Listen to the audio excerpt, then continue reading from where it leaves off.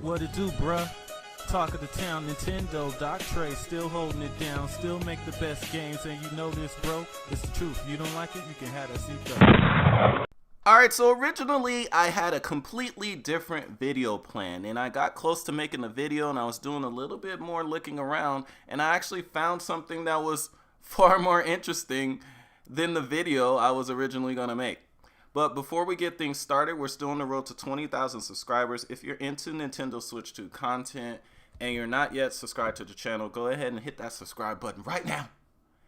Let me know what you guys think about the video in the comments section, and of course, if you like the video, hit the thumbs up. So originally, this video was going to be about a company I saw hiring for Nintendo Switch 2. This development studio is called Eden Industries, and they were hiring people, looking for people to help them port more Unreal Engine 5 titles to the Nintendo Switch 2. And that's what my video was originally going to be about. And honestly, that's not really huge news these days, because at this point we expect pretty much most games to hit the Switch 2.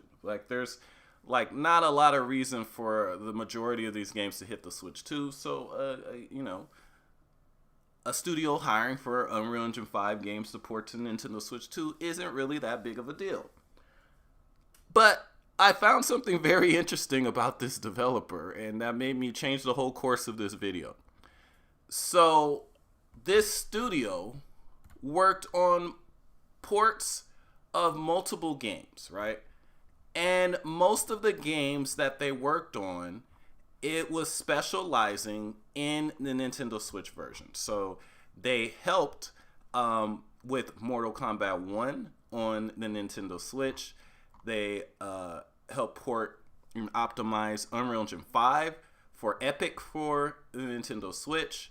And they also worked on Hogwarts Legacy for Nintendo Switch. And this is where this gets very interesting. So not only does this prove that multiple development studios are involved in these games and even these ports, this port on the Nintendo Switch was credited to Shiver Entertainment, who Nintendo recently purchased. But apparently, even though WB Games contracted Shiver to handle the port, Shiver contracted even more help to help them port Hogwarts Legacy and Mortal Kombat 1 to the Switch, because it's probably a pretty big undertaking. But what's so interesting about this is on their website they give kind of an overview of what they did on these ports, and I thought what they said about Hogwarts Legacy was very interesting. So first of all, it says an overview. Their client was WB Games via Shiver Entertainment. Platforms: Nintendo Switch, PlayStation 4, and Xbox One. The engine was Unreal Engine 4 2.7. Now it says, when the Switch version of Hogwarts Legacy was having extreme performance and platform-specific difficulties, we were recommended by Nintendo as a development team capable of making the Switch version all that it could be. Based on this recommendation, we were hired to join the project at a time when the Switch version ran at about 2 frames per second and looked atrocious compared to the other platforms, and helped make it into the game reviewers and players struggle to imagine as actually running on Nintendo Switch hardware. Well, I ain't struggling that, but yeah, a lot of people did like the port. I was not super impressed with the Nintendo Switch port of Hogwarts Legacy, not at all. It says, although the Nintendo Switch was the primary platform worked on, we additionally assisted optimizations on PlayStation 4 and Xbox One.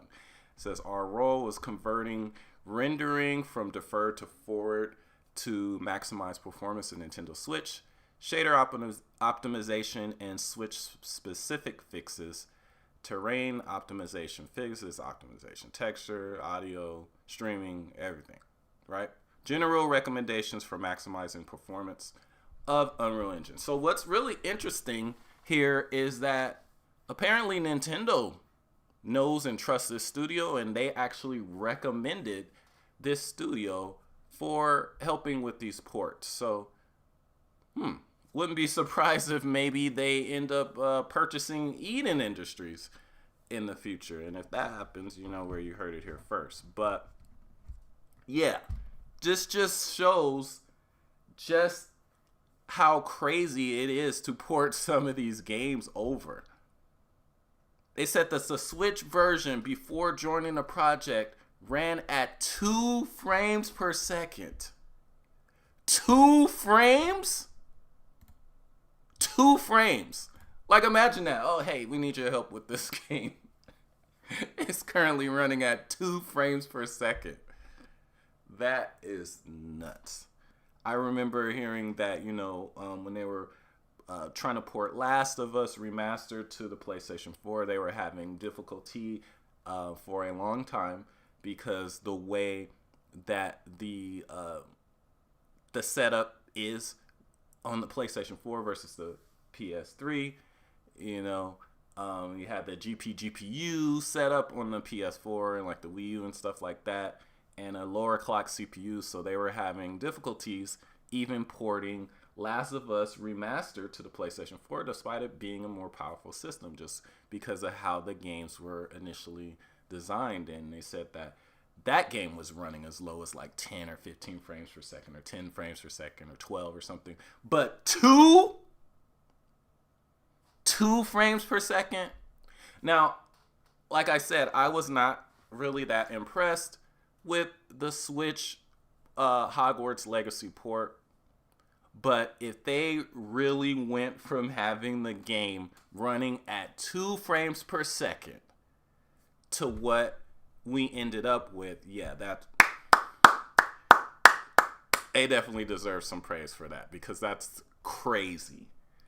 2 frames per second?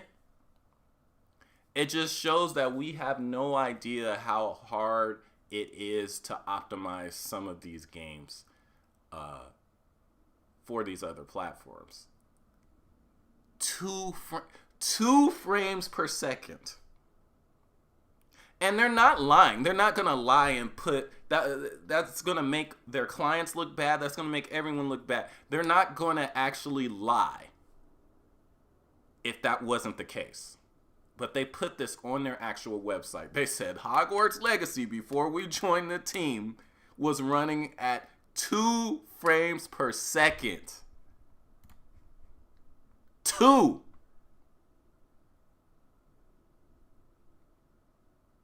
That's crazy. But anyway, let me know what you guys think in the comment section.